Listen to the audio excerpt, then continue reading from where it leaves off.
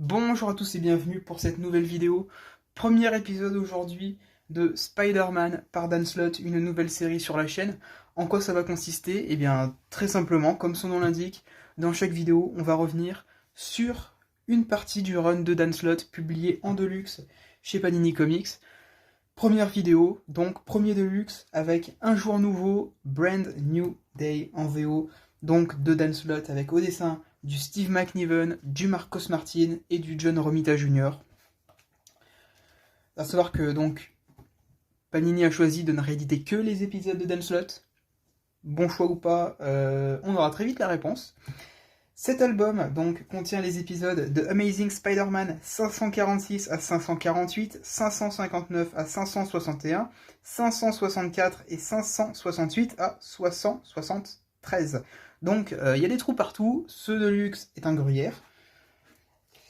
Mais c'est ici que Dan Slott commence son travail sur Spider-Man. On va tout de suite se jeter dans le vif du sujet. Qu'est-ce qu'on a donc comme... voilà, on va commencer avec un arc qui s'appelle Swing Shift, qui est en réalité une Director's Cut de 2008, que vous pouvez voir ici. On va avoir donc, je vous montrerai tout à l'heure, on va avoir plusieurs arcs. Donc l'arc Un jour nouveau, Un coup au cœur, Lien du sang. Un premier arc un peu plus long avec Profession Paparazzi, puis Carambolage, 36 façons de mourir pour conclure ce premier deluxe en 6 chapitres. Et on va commencer donc avec Swing Shift. Hop.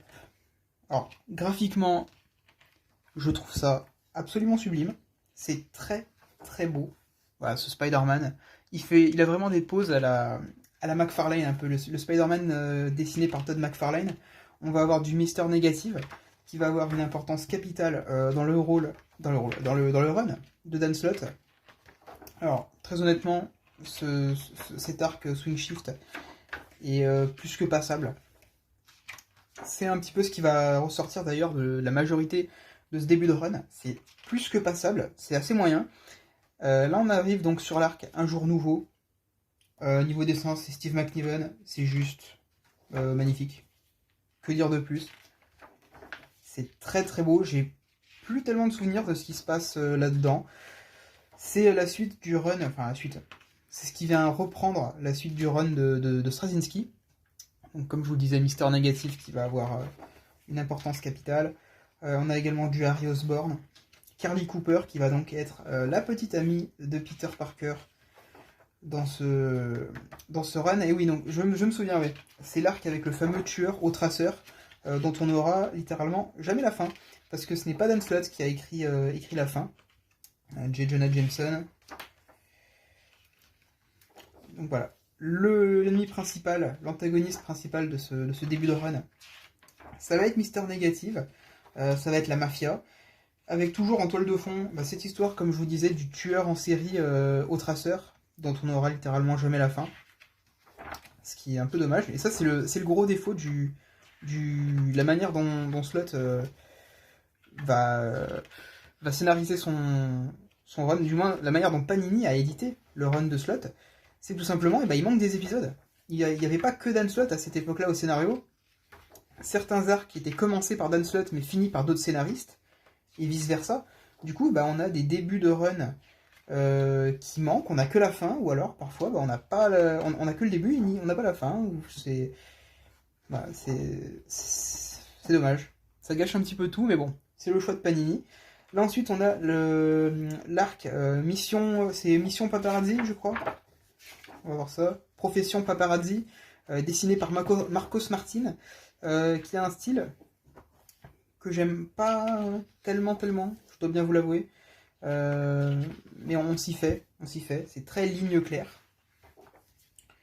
Donc où on va vraiment mettre l'accent sur le côté journaliste de Peter Parker, avec ces personnages qui vont être retrouvés tout aplatis. C'est des victimes d'un antagoniste qu'on va découvrir bien plus tard. Alors, regardez le dessin, la manière dont Harry est dessiné, parce que ça me plaît pas des masses. J'ai eu beaucoup de mal avec ce premier deluxe, pour tout vous avouer. Ça n'a pas été ma came. tant au niveau du dessin en réalité, parce que bah, là on a du Marcos Martin, qui n'est pas un dessinateur que j'apprécie énormément. Là, on a Mary Jane. Alors, on a quand même du Steve McNiven pour relever le niveau. Mais bah, problème, c'est que après ça, on va essayer de passer.